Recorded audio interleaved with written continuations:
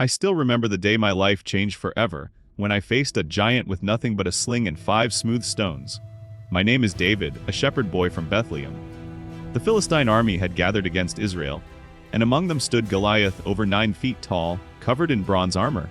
Everyone was paralyzed with fear as he challenged anyone brave enough to face him. But my years tending sheep had prepared me in ways no one could have foreseen. I wasn't supposed to be near the battlefield. My father sent me to bring food to my brothers in King Saul's army. As I arrived, I heard Goliath's voice hurling insults at our army and our God. Something stirred within me, not pride, but righteous indignation that this Philistine would dare defy the armies of the living God. When I volunteered to fight, my brothers mocked me. King Saul doubted I could survive against the champion. I told him how I had killed both lion and bear to protect my sheep, and that the same God would deliver me from this Philistine. Saul offered his armor, but I could barely walk in it.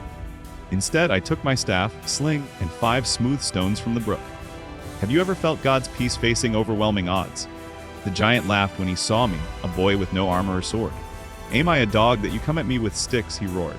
I replied, "You come with sword and spear, but I come in the name of the Lord Almighty, whom you have defied." Goliath charged toward me, the ground trembling beneath my feet. I placed 1 stone in my sling, and as he approached, time slowed down. I could see the vulnerable spot on his forehead where his helmet didn't quite cover.